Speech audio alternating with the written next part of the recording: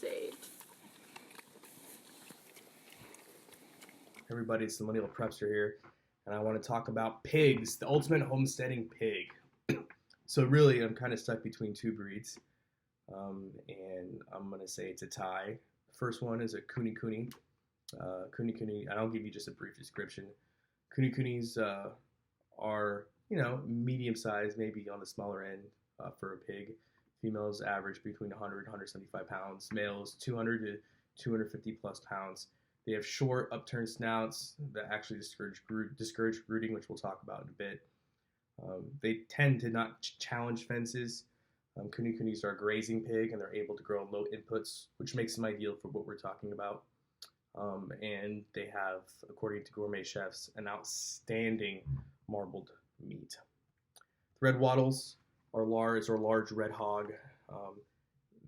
They're a little bit more lean than the KuneKune. The KuneKune is known as a lard pig. The Red Wattle is known as a bacon pig. The nose is slim, the ears are upright with droopy tips, and the body is short, coupled with a slight arch in the back. Now, both pigs are known for their hardiness, their foraging activity. The Red Wattles tend to grow at a little bit faster rate. The sows tend to farrow big litters, and we'll talk about that here in a bit. They are actually really docile, good temperament, and they can adapt to a wide range of climates. They're both heritage pigs. Red Wattle is a heritage pig, so is the KuneKune. The KuneKune is actually from New Zealand heritage pig, and I think that they are both excellent recommendations for small-scale and independent producers. Now, with that being said, the reason why it's a tie for me and I'm stuck on these two breeds is because I have KuneKune Red Wattle crosses. So I feel like I kind of have the best of both worlds. They're going to be a little bit bigger than they're going to grow to be bigger than a typical KuneKune, and so far they have a great lard or fat to meat ratio, and so yeah, I think I kind of lucked out. So just like I did for the rabbits, I'm going to break everything down by criterions. So there's 5 criterions. First one's going to be sustainability. Second one is going to be feed to meat ratio. Third one's going to be litter sizes and gestation periods. 4, space requirements. Number 5 is going to be X factors, which is going to be a list of pros and cons. Okay. So for the first criterion, sustainability, the fact that both pigs and the fact that they're grass fed really is great for the feed requirements, because feed prices do, like anything else with the market, fluctuate. They can go up and down based on market forces. So the fact that you have a pig that can be sustained, if need be, on pasture is huge. Meaning if you have enough pasture, something happens, great down situation, whatever, your pigs are going to be able to survive and thrive. Now, they may not grow as big or as fast as if they were on other inputs, but they have that ability. So that's one great advantage. Super great advantage, actually. Number 2, small maintenance requirements. For me, I have a DIY water that I built. You can see the video that I did on. And I have a pen, and I created a little covering for them, a little wooden covering for them that was all made with free scrap wood that I got. So besides the nails that I spent on the project, it's pretty much it. So very low maintenance inputs. And also, lastly, very hardy, easy to maintain their health. Does not take a whole lot to make them happy and healthy. Keep them happy, keep them healthy. Number 2, feed to meat ratio. So you get approximately 4.9 pounds of feed for every 1 pound of meat. So let's round up 5 pounds of feed to 1 pound of meat. It's not bad, especially if most of that's coming from, them free grazing, foraging. It's pretty good deal there. Also, if you are going to feed commercial feed, it's fairly affordable and easily accessible. Like I said, market forces can change and dictate, but overall, feed costs for commercial feed for pigs is not that expensive. And also, it's easily accessible at any big box store, essentially. So that's really good. 3, litter sizes and gestation periods. You can get farrowed litters of between 10 to 15. It's pretty good. It's a lot of piglets. Gestation periods about 116 days, and then per pig, depending on their male or female. With the crosses, I should give about 200 pounds of meat per pig, which is pretty good.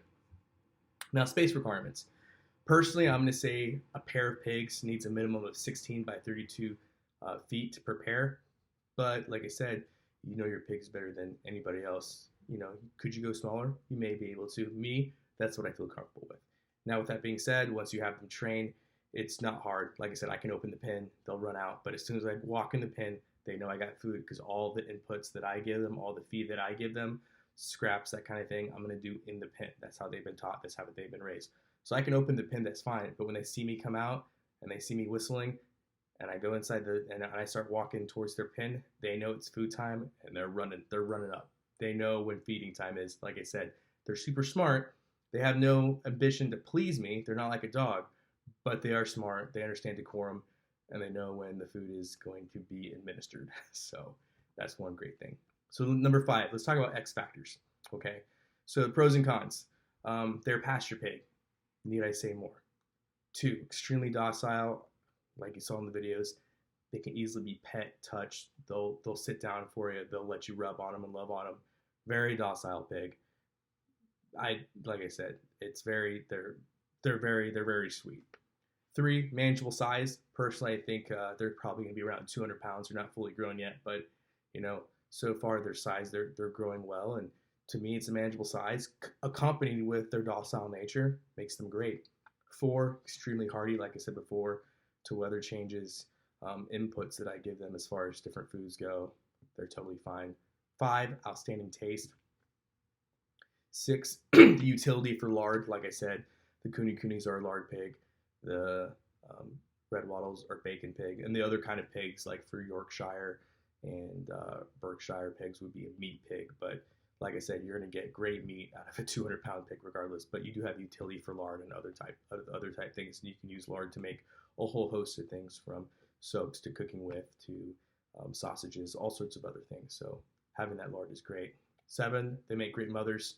I mean, they're, like I said, they're a very social, loving pig. Number 8, super smart. They are easy to train.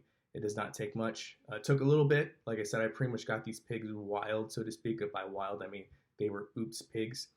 So pretty much the only interaction the rancher had with them was he had a feeder on this large piece of property the guy owns, and so he'd go out to the feeder with a bag of feed, and anytime that feeder got low, he'd fill it up. And that was pretty much it. Like they said, he had a pond and stuff on the property. The pigs were pretty much left to their own devices. So when I got them, they were very much wild, but with a little bit of training, with a little bit of just common sense approach to it. Like I said, they're very social, very loving, very smart animals, and they got the hang of things real quick. Cons, I will say, they don't test the fence anymore, but they are master escape artists. When I first got them, any way to get out of that pen, they did. And with me, I left them too much room, and they were able to get out. And it was kind of a hard time to come wrangle them up. But after that, after we did a little bit of training, no problems. Like I said before, they know when feeding time is, and they love feeding time, and they won't miss it for the world. 2, they will dig up the ground if they're in a small enough pen, left to their own devices with nothing to forage or do. You do expect them to dig holes. That's just how it goes. Now, the more space they have, the less likely they are. But like I said, if you have them cooped up in a really small area with nothing to do and forage, yeah, expect them to do a little bit of digging around. Now I'm going to do something else, point to note, because I wouldn't say these are a con, or I wouldn't say they're a pro or con, but there's something to note. Due to their smart, gentle, docile, loving nature, it is possible that you or a family member could become attached. I don't have that problem. Me and my family don't have that problem.